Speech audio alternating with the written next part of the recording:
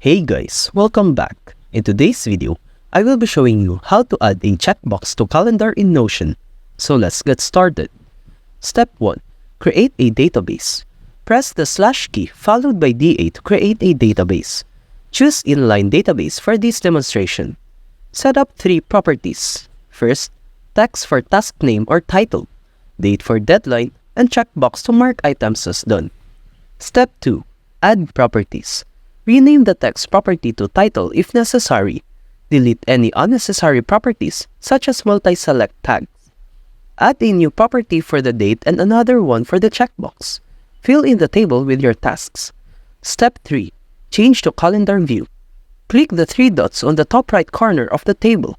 Select Layout and choose Calendar View. Optionally, keep the current table and add another view for the calendar by clicking the plus sign beside the table title.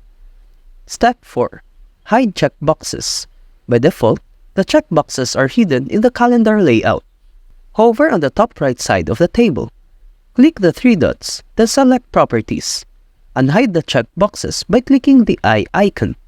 That's it for this video. If you have found this video helpful, simply leave a like below or subscribe because it helps me reach more people. See you soon!